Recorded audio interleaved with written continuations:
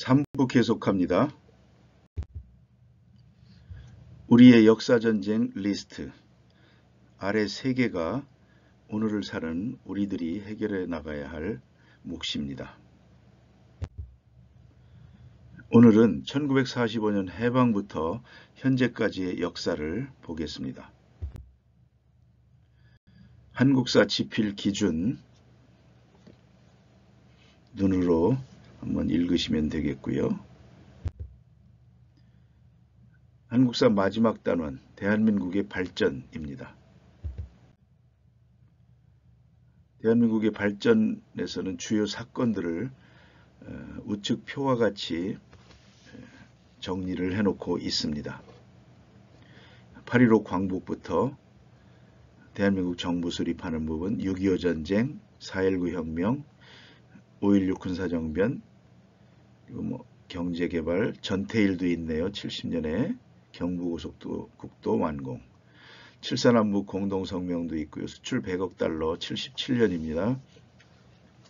부마항쟁 11.6 사태 79년, 80년 5.18 민주화운동, 87년 6월 민주항쟁, 남북 유엔 가입, 중국과 국기요 수기요 이런 부분들이 쭉 나와 있고요. 마지막에 2018년에 평창 동계올림픽 개최 이렇게 나와 있는데요.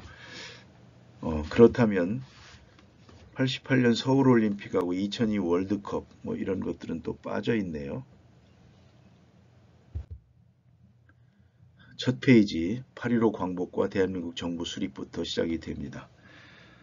왼쪽에 그 풍선들을 보면 6월 민주항쟁, 촛불항쟁, 부마민주항쟁, 4.19 혁명, 5.18 민주화운동 이런 풍선들이 이렇게 띄워져 있습니다.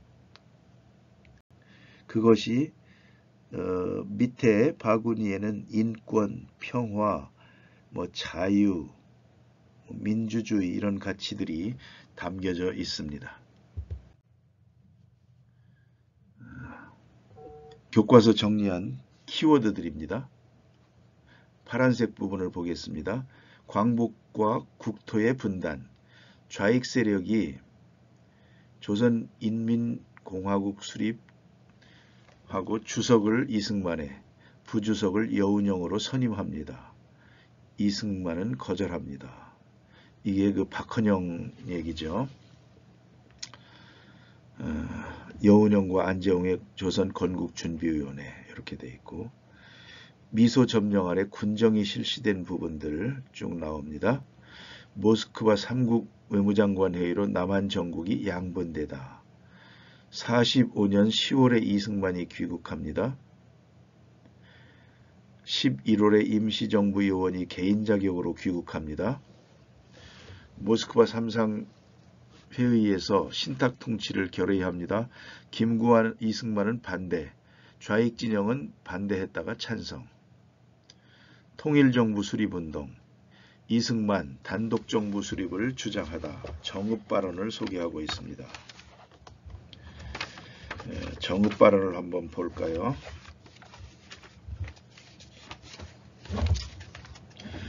제가 한번 읽어보겠습니다. 이제 우리는 무기휴회된 미소 공동위원회가 다시 열릴 기색도 보이지 않으며 통일정부를 고대하니 하나 여의치 않게 되었다. 우리는 남방만이라도 임시정부 또는 위원회 같은 것을 조직하여 38도선 이북에서 소련이 물러나도록 세계 여론에 호소해야 될 것이니 여러분도 결심해야 할 것이다. 1946년 6월 3일 이승만의 정읍발언입니다. 쟁점사항이 많죠. 그 다음에 좌우 합작운동도 전개됩니다. 여운형, 김규식, 김구는 지지합니다. 이승만은 모호 이렇게 써 있지만 좌우 합작할 수 있는 분이 아니죠. 통일정부 수립운동, 남한만 선거를 이승만과 한국민주당이 환영하게 됩니다. 그래서 이제 유엔의 남한 단독 선거가 이제 진행이 되고, 김구, 김규식은 남북 협상에 또 나섭니다.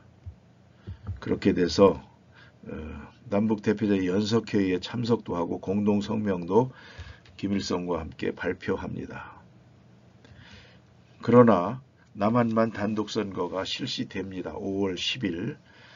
그리고 같은 해에 김구가 암살됩니다. 단독 정부 수립에 반대하는 무장 봉기가 일어납니다. 이것이 바로 제주 4.3 사건과 여수 순천 반란 사건, 지금 19사건으로 기록되어 있습니다. 입니다. 가장 쟁점 사항이 많은 그런 주제들이죠. 이러한 곡절 끝에 대한민국 정부가 수립이 됩니다. 5.10 총선거가 실시되고 헌법이 제정되고 5월 10일 김구와 김규식은 불참한 가운데 200명 의원 중에 198명을 선출하게 됩니다. 선출하지 못한 2명은 제주 4.3 사건 때문에 선출이 안 됐습니다. 국호를 대한민국으로 정하고 헌법을 제정합니다. 7월 17일 제헌절. 대한민국 정부가 수립됩니다. 대통령 이승만, 부통령 이시영. 1948년 8월 15일. 1948년 12월에 유엔 총회에서 승인을 얻습니다. 대한민국 정부 수립이 완성됩니다. 이 부분도 건국이냐 아니냐 해서 장점들이 많죠.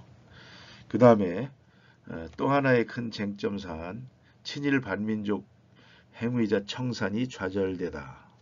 이승만 정부는 반공 내세워 방해를 했다. 뭐 그런 내용이 기록되어 있고요. 그 다음에 이거는 46년에 발생한 것인데요. 보통 대구 폭동으로 알려져 있죠. 대구 11 사건. 이게 미군의 경제정책과 그 다음에 이제 경제정책 실패로 해서 굶주림에 시달린, 그래서 폭동이 일어났다, 이제 이런 것인데요. 그 대구 폭동에 대해서 교과서에는 이렇게 기록이 되어 있습니다. 지금도 이 사건을 공산주의자들의 선동에 의한 폭동으로 보는 견해와 친일 경찰에 의한 민중의 분노가 미 군정의 실정과 맞물려 폭발한 항쟁으로 보는 상반된 견해가 있다. 이 쟁점 사항입니다.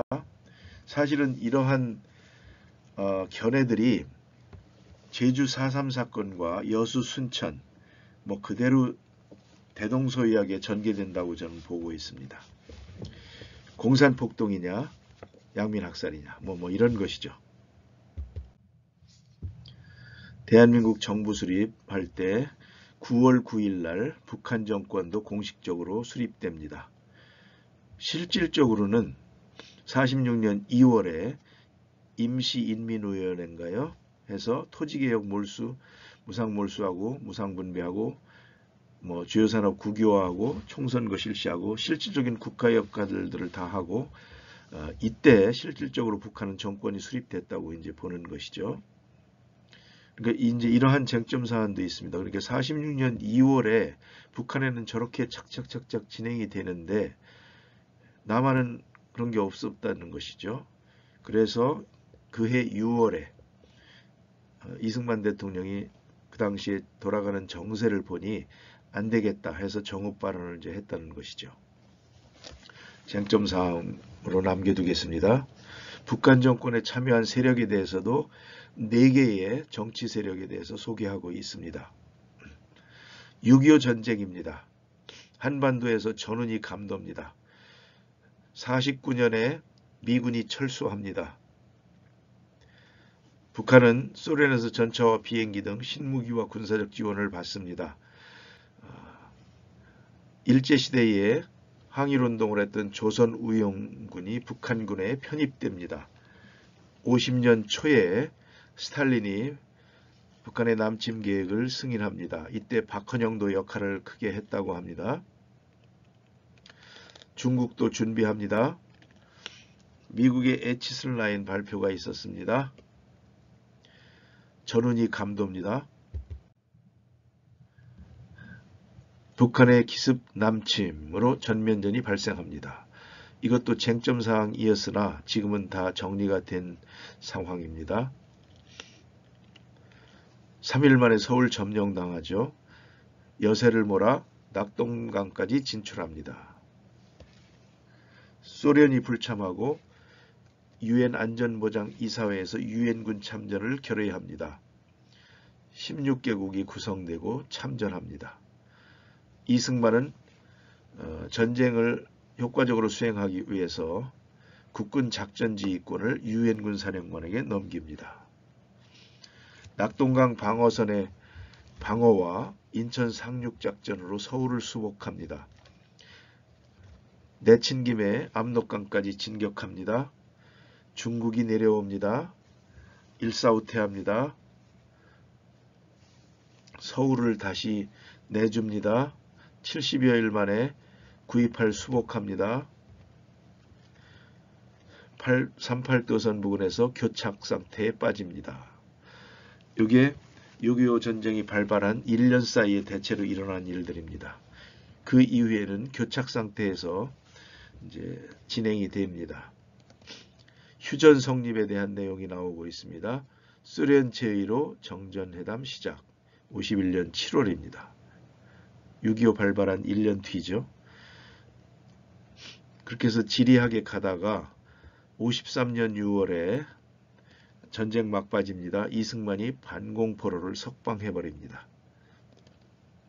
우여곡절 끝에 한미동맹 체결하고 정전협정을 체결하게 됩니다. 이승만은 사인을 하지 않습니다.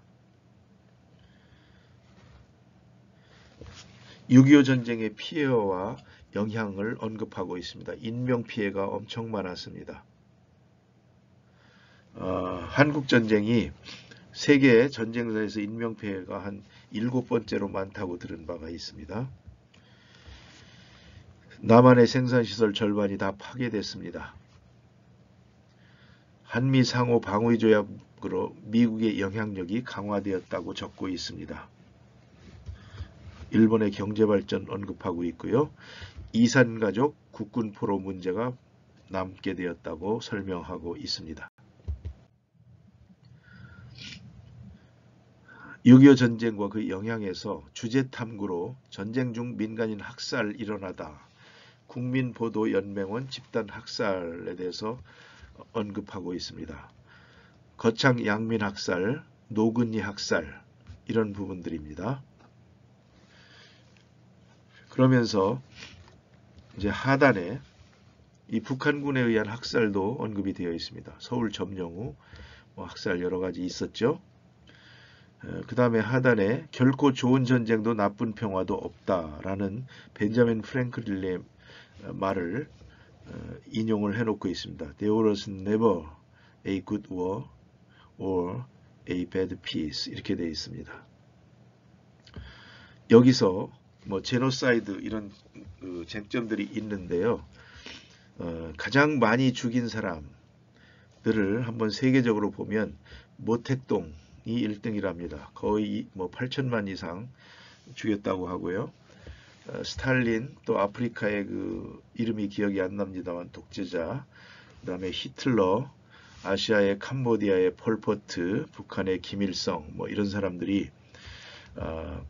가장 많이 죽인 그런 사람들로 이렇게 기록이 되고 있습니다.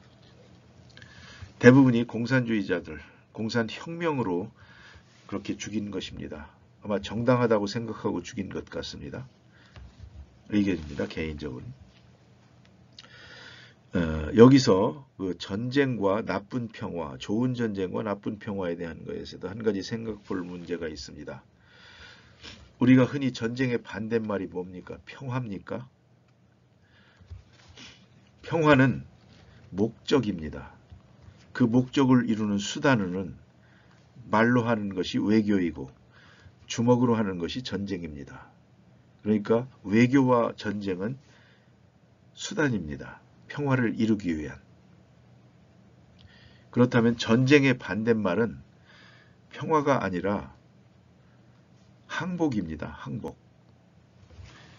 항복할 것이냐, 싸울 것이냐, 그런 것이죠. 싸워야 할 때에 말로 해서 될 때는 외교를 합니다만은 싸워야 할 때에 싸우기 싫으면 항복해야 되는 거 아닙니까? 그래서 전쟁기념관에 지난번에 갔다 왔었는데요.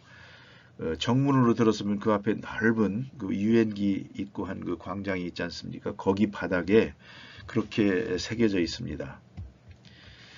If you want peace, prepare war. 평화를 원하거든 전쟁을 준비하라.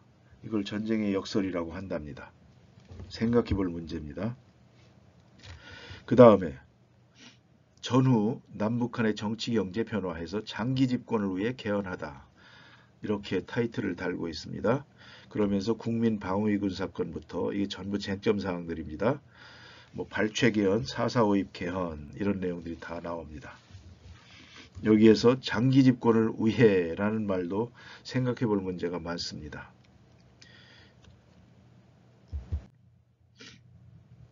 그 다음에 진보당 사건, 그 조봉암 얘기가 나오고요. 귀속 재산 처리법 이런 것들도 쟁점 사항이 되겠습니다. 전후 생활의 모습으로 청계천 판잣집 사진도 보여주고 뭐 그렇습니다. 운동장에서 수업받는 아이들 뭐 많이 보셨을 겁니다. 소설 영화 자유부인 정비석 씨인가요? 뭐 그런 영화 그런 것도 자유부인도 소개를 하고 있고요. 북한에서는 김일성 1인 독재 체제를 구축하다. 사회주의 경제 체제를 형성하다. 이런 주제로 언급을 하고 있습니다. 천리마 운동. 그리고 이제 하나 남북에서 다 같이 외면한 그 비극적인 김원봉에 대한 이야기도 다루고 있습니다. 4.19 혁명입니다. 조직적인 부정선거를 준비하다. 이승만 반공 독재. 부통령 이기붕 당선시키려 부정선거를 자행하다. 마산에서 시위가 일어나고 경찰이 발포하고 사상자가 발생했다. 60년 3.15 부정선거입니다. 그래서 4.19 혁명이 독재 정권을 무너뜨리게 됩니다. 김주열 학생 시신으로 마산 앞바다에서 떠올랐죠. 4월 11일입니다. 서울 시위로 확대됩니다. 경무대로 행진합니다. 4월 19일 경찰 무자별 총격 사상자 발생. 계엄령 선포하고 군대가 동원됩니다. 많은 학생들이 부상을 입어 병원에 입원하게 됩니다. 이승만 대통령이 부상당한 학생들을 병원에 문병을 하게 됩니다. 그러면서 한 얘기가 또 있죠. 여기서는 언급하지는 않겠습니다. 그렇게 해서 학생들과의 만남, 경무대에서 학생들을 불러서 5명인가요? 만나서 얘기도 들어보고 그리고는 4월 26일 날 대통령직의 사임을 발표하고 미국으로 망명 이렇게 되어 있습니다. 이 망명에 대한 것도 다른 견해가 많이 있는 것으로 알고 있습니다. 그리고 4.19 혁명의 역사적 의의에서 민주혁명으로 해놨고요.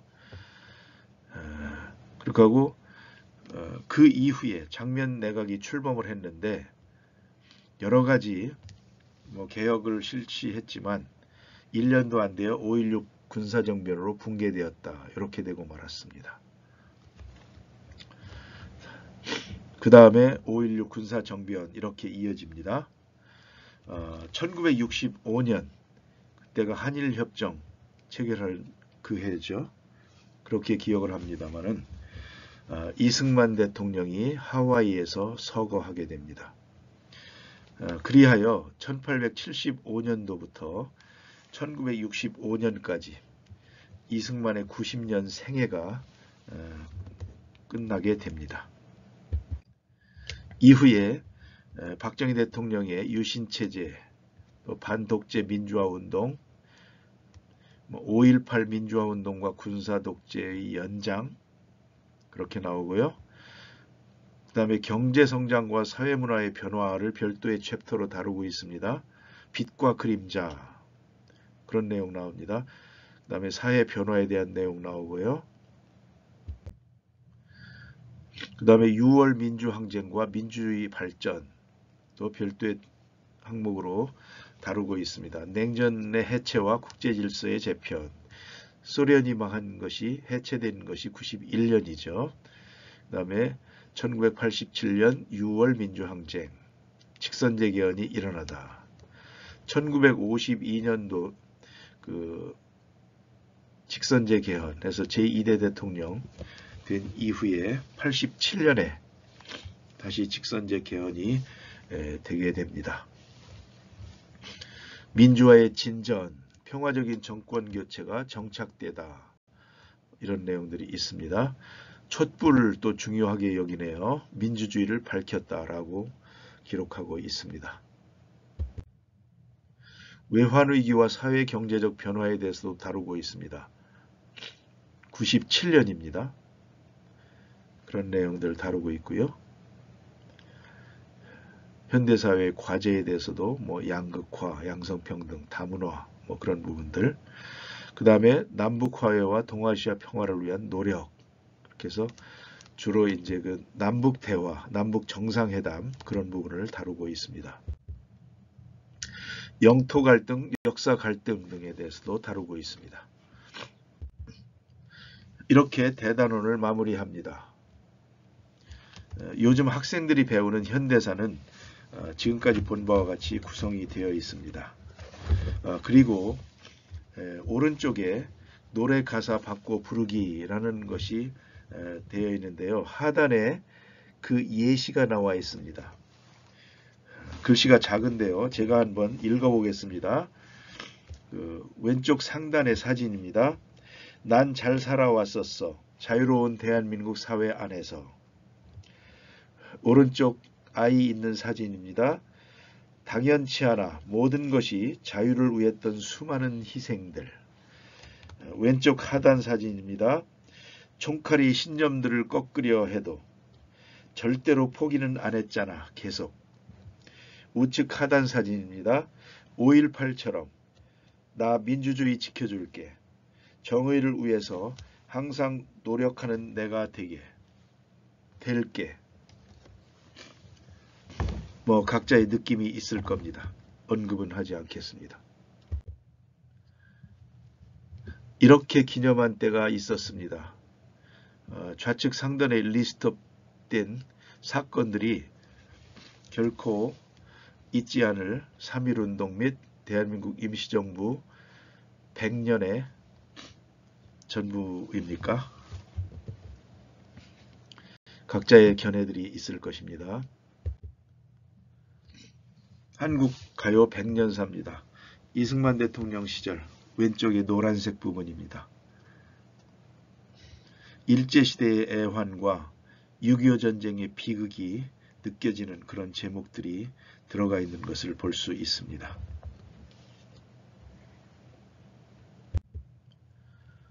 이만 마칩니다. 다음 시간에는 교과서에서 정리한 연대기와 이승만의 생애를 비교해가면서 정리할 생각입니다. 그리고 이해를 돕기 위해 박헌영의 활동도 삽입하는 방식으로 자료를 만들고자 합니다. 감사합니다.